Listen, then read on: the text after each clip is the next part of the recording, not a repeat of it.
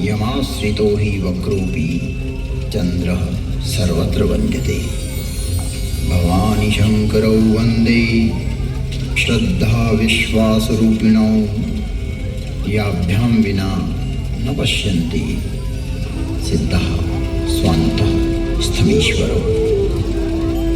त्वं त्रिभुवन गुरुवेद बखाना आन जीव पावर का जाना। विश्वनाथ मम नाथ पुरारी त्रिभुवन महिमा विदित तुम्हारी।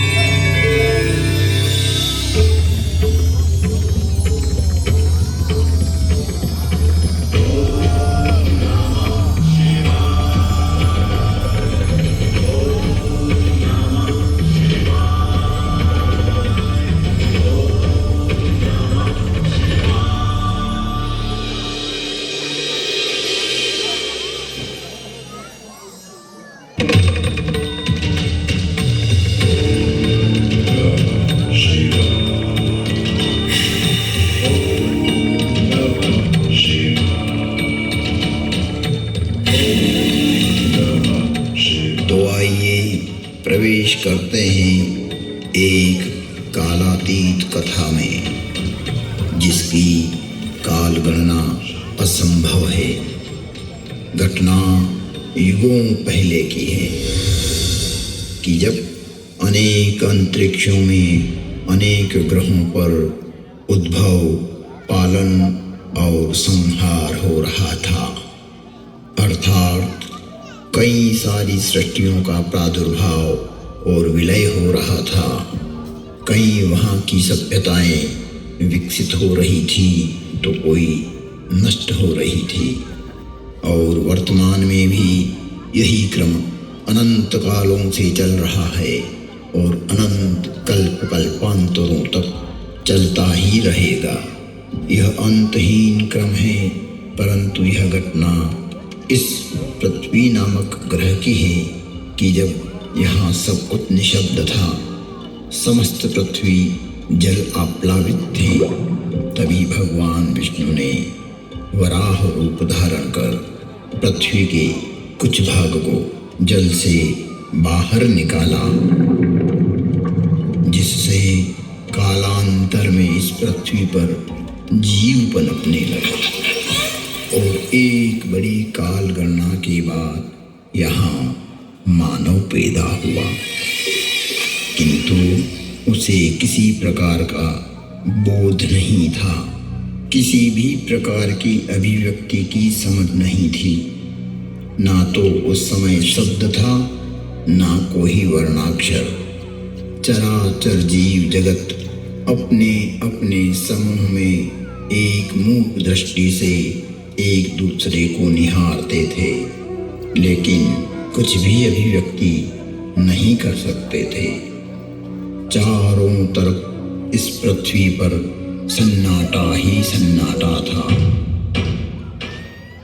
प्राकृतिक स्वरों, ध्वनियों के अतिरिक्त यह पृथ्वी निशब्द थी। ऐसे कई युग बीत गए कि अचानक ब्रह्मा को विचार आया कि पृथ्वी का निर्माण हो चुका है। विष्णु ने अपनी व्यवस्था भी व्यापित कर दी है, लेकिन शब्द की उत्पत्ति कौन करेगा? बिना वाणी अभिव्यक्ति कैसे हो पाएगी? जब ब्रह्मा और विष्णु को प्रेरणा हुई कि देवों के देव महादेव ही इस सृष्टि में शब्द की स्थापना कर सकते हैं, शब्द ब्रह्म का दान दे सकते हैं,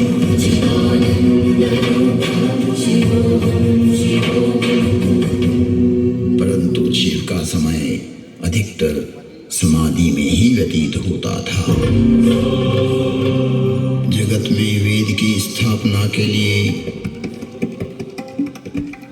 मनुष्यों में, प्राणियों में सत्य, प्रेम और करुणा की भावना प्रकट करने के लिए, शब्द को देह देने के लिए महादेव को समाधि से जगाना अति आवश्यक है। जब ब्रह्मा, विष्णु और सारे देवताओं ने महर्षि पाणिनि को प्रेरणा की कि वो महादेव को प्रसन्न कर जगत में शब्द प्रकट करने की प्रार्थना करें,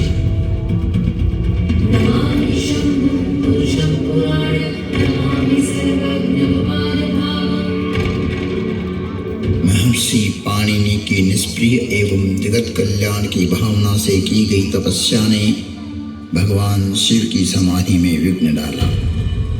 महादेव की समाधि असमय भंग हो गई।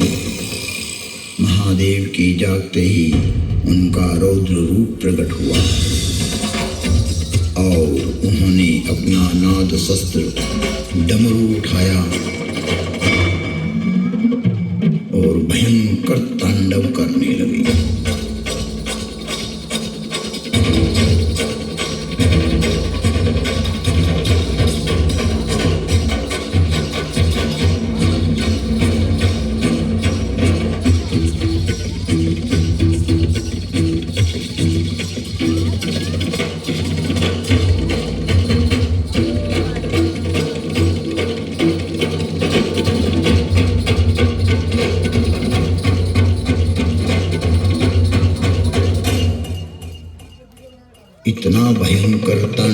किया कि पृथ्वी हिलने लगी, आकाश में बिजलियां कौंधने लगी। पृथ्वी को हिलते देख ब्रह्मा ने सोचा, कहीं प्रलय की वेला तो नहीं आ गई। चारों तरफ समुद्र में उफान आ रहा था। हवाएं चक्रवात का रूप लेकर आकाश की ओर बढ़ रही थी।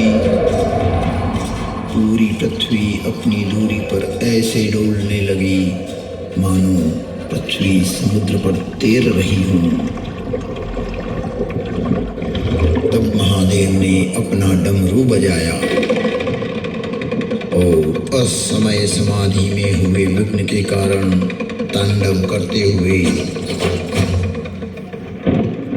मानो अपने इस नाद से संसार को बधिर कर देंगे, इस सृष्टि को समाप्त कर देंगे और उसकी तीव्रता को प्रकट करते हुए प्रचंड एवं भीषण गंभीर ध्वनियां पैदा करते हुए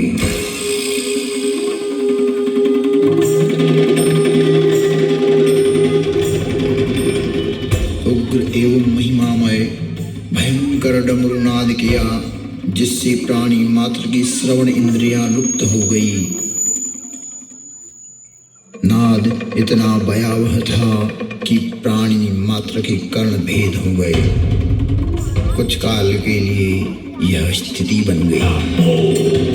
महादेव तांडव करते हुए अपने उग्र नाद वाद्य से कुछ ऐसी शाब्दिक रचना की जो आज इस भूमंडल पर शब्द और श्रवण का कारण है, जिसे महर्षि पाणिनि ने अवरुद्ध हुई अपनी श्रवण इंद्रियां पुनः जागृत होने पर शब्दों में पिरोया।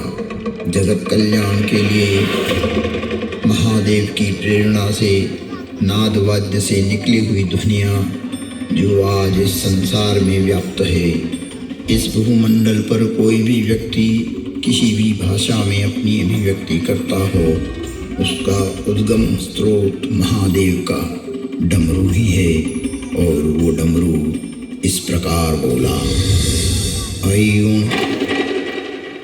ऋ ऋक् ऐं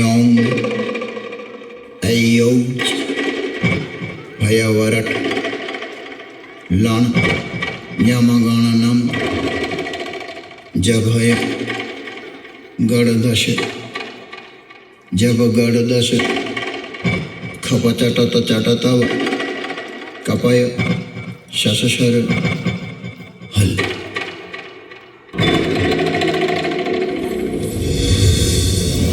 ऐं ऋ ऐं ऐऔच हयवरट लण यमगणनम जभय गणदश जब गणदश खपचटत चटतव कपय शशशर हल। यह था शिव का नाद शस्त्र से उत्पन्न हुआ शब्द व्याकरण। इससे शब्द की संरचना हुई और डमरू ने जिस प्रकार ये 14 शिव सूत्र परमात्मा शिव ने जगत को दिए, वो आज सभी की अभिव्यक्ति का कारण है। इति माहेश्वराणि सूत्राणि अनादि संज्ञार्थानि ऐसा मंत्या इतः हकारादि स्वकार उच्चारणार्थ लण मध्येपि तत्संज्ञकः। शिव के नाद तांडव के बाद संज्ञा, संधि, ओष्ठ, जिह्वा, कंठ, नासिका, पुल्लिंग, स्त्रीलिंग, नपुंसकलिंग आदि आदि वर्णों की उत्पत्ति के स्थान तय हुए। वाणी में व्यापकता आई, वाणी की श्रेणियां निर्धारित हुई, वर्ण का लिंग तय हुआ।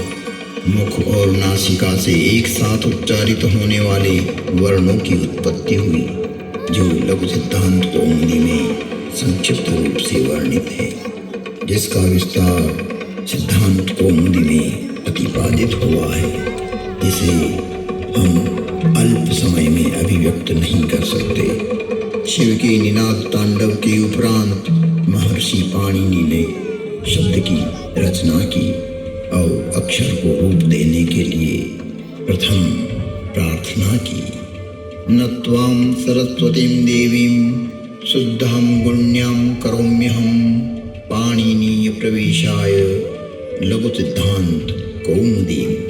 महर्षि पाणिनि ने विनय कर लघु सिद्धांत कौमुदी की रचना की, जो आज इस जगत में सर्व भाषाओं का मूल है, जो कि सनातन है, शाश्वत है। नृत्यावसाने नटराजराजः ननाद ढक्वां नवपञ्चवारम् उद्धर्तु कामाद सनकादि सिद्धै एतद्विमर्शै शिवशत्रुजालम्। तुम त्रिभुवन गुरु वेद बखाना, आन जीव पावर का जाना। विश्वनाथ ममनाथ पुरारी, त्रिभुवन महिमा विदित तुम्हारी।